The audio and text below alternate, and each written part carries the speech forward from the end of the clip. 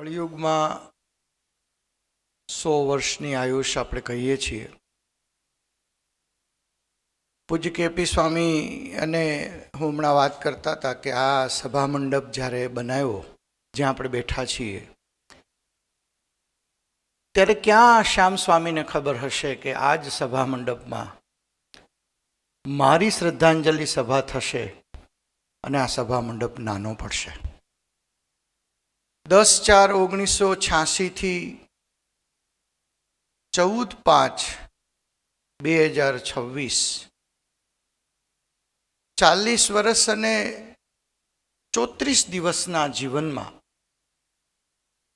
સ્વામી વિશે ખૂબ કહેવાયું છે, પણ મારા અનુભવો મારે આપની સાથે નૈતિક રીતે ના કહેવાય પણ હવે કહી શકું એટલે કહું. એમનામાં ખૂબ જાણવાની જિજ્ઞાસા ખૂબ હતી. કોઈની સાથે બેસે એટલે મૂળ સુધી પહોંચવાનો પ્રયાસ કરે. દ્વિશતાબ્દી ઉત્સવ વખતે સભા સંચાલનના કારણે ખૂબ એમની સાથે બેસવા ઉઠવાનું થયું. વાતમાંથી વાતમાં જ્યોતિષ વિશેની વાત એમની સાથેની નીકળી.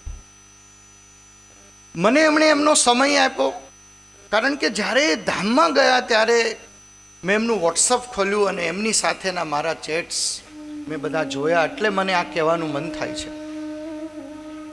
ત્યારે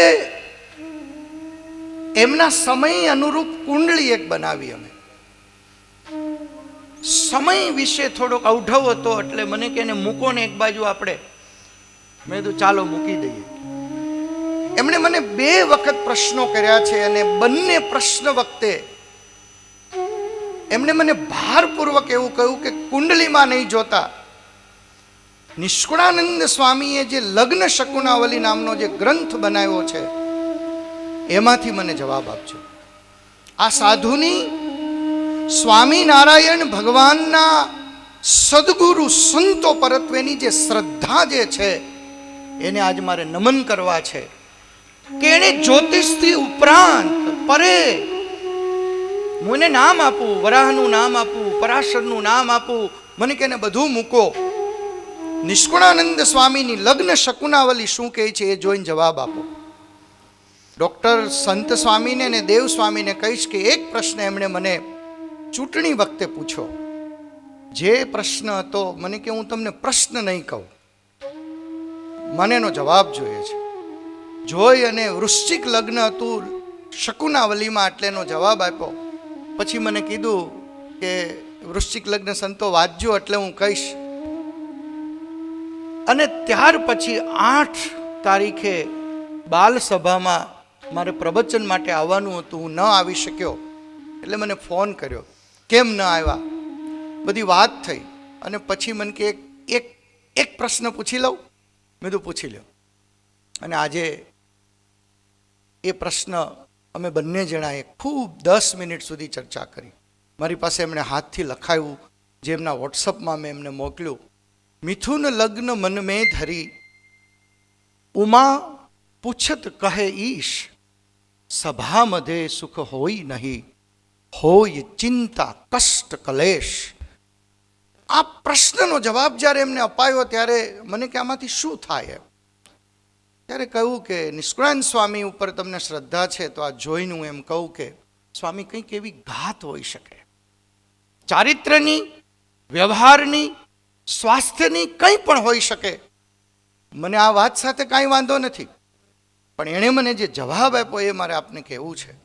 એણે ત્યારે એવું કહ્યું હતું, શ્યામ સ્વામીના આ શબ્દો હતા. મારી સાથે એમણે છેલ્લી વાત કરી હતી 8 તારીખે સવારના સમયે.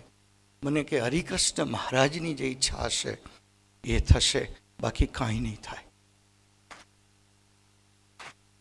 એક 40 વર્ષ અને 34 દિવસનો સાધુ હરિકૃષ્ણ મહારાજ પરત્વેની આટલી નિષ્ઠા, આટલી શ્રદ્ધા, આટલો સંપ્રદાયની પરંપરા સાથેનો એનો લગાવ આપણા સૌની આંખને ભીની કરે છે.